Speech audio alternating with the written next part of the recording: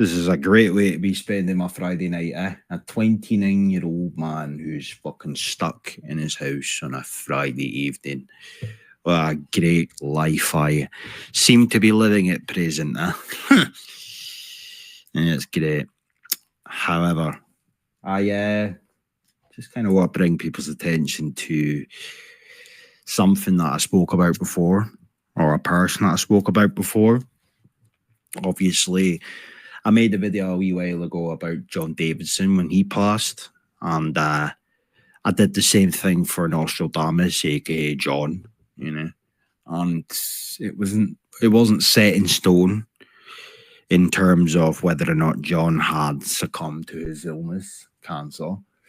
However, his sort of silence was going on for such a extended period of time, it was starting to become more and more likely that he had passed. So for anybody that hadn't watched the stream that me and Scott Zarmer did the other day, we did say at the beginning of the stream that obviously John passed. So yeah, and I just kind of feel that I would sort of repeat the same sort of format in relation to the video that I made about John Davidson, but in this instance, speak about John, the other John, Nostradamus. He had umpteen fucking names on Telegram. You know, it's hard to keep track of him at times.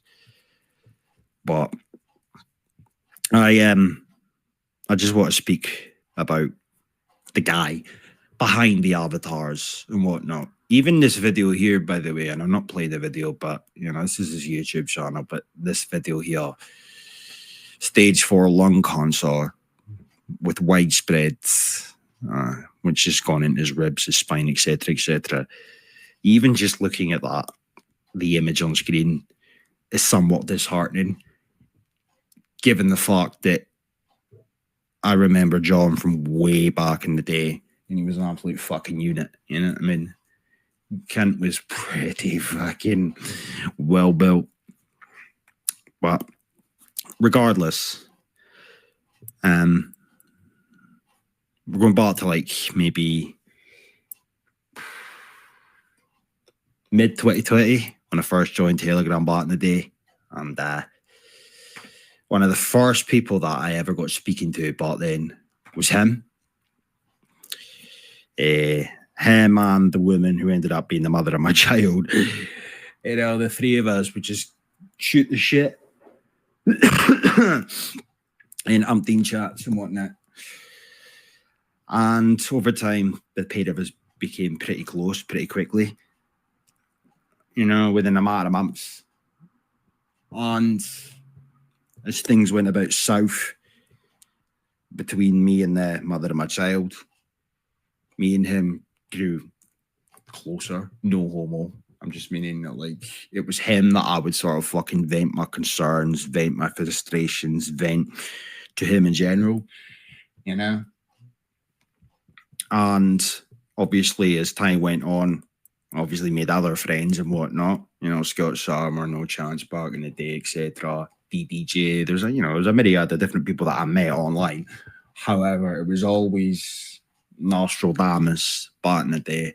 You know, we were as thick as thieves, and you would never really think it. Like, if you were to put us on paper, comparatively speaking, given the fact that, like, he's pretty much, or was pretty much a very staunch sort of, like, white Christian identitarian, as opposed to me, which, you know, if you put a gun to my head, I would probably consider myself sort of ethno-nationalistic. However, I don't particularly like labels. My point being, though, like, I'm no religious or anything like that, but, like, me and him, we wouldn't really shoot the shit in relation to politics and doom and gloom and whatnot. We were just pals, you know, which is a blessing in this day and age. The cult that is fucking Telegram and Twitter and whatnot, the fucking dog shit, toxic environment, the doom porn, etc. It's a rarity where you come across somebody where you can just shoot the shit with, and that was kind of what me and John would do more often than not, you know. and we would exchange voice notes, for example, that would go on for fucking like painfully long voice notes that would go on for maybe like 20, 25 minutes, etc. To such a point where like I would have to write notes just to remind myself of certain things that he'd said and vice versa. It was just pals. And we began to lose touch. Around about 2023 going into 2024. Obviously I had a new partner by that point, but we had sort of the communication broke down to a certain extent, but that wasn't like through any fault of my own or his. He was just starting to become a bit more inactive on Telegram and whatnot, and I didn't have his number either. But the reason for his inactivity, or his increasing inactivity, was due to the fact that he was obviously beginning to suffer from what became a very, very fucking extreme form of cancer. Initially, he thought back in the day that he had, well, he started a YouTube channel, the one that I just showed you a wee clip of the video, and he was going about on his bike, zooming around fucking Birmingham on his electric bike, and he had an accident on the bike, and he thought, he ended up in the hospital and whatnot, like bruised lungs or collapsed lung. Yeah, that was it. He had a collapsed lung, etc. But as time went on, these issues in his body began to sort of worsen. And he thought that maybe the hospital and whatnot had maybe just missed something. So he thought it was a consequence, of, the previous accident that he'd had. And obviously, as time went on, he got the sad news that he had cancer. And I do remember the voice notes we exchanged back then about that. And this is something I've always been somewhat envious of religious people for, because John, to his credit, like he wasn't remotely phased, or if he was, he never let it be known, that he was fearful and whatnot about what could potentially happen going forward as far as death is concerned. He seemed to be somewhat accepting of his fate, or at least that's the impression he gave off to me. But I do remember those first few voice notes, and this came on the back of going to college and stuff. He was trying to get out of the sort of rut that he'd found himself in. He was a bit like me, albeit he's a lot older than me, but he was a bit like me in terms of he was just jumping from pillar to post as far as work was concerned, agencies, building sites, fucking labouring and whatnot. He wanted to really dig deep and make something himself. And he was in the process of doing just that.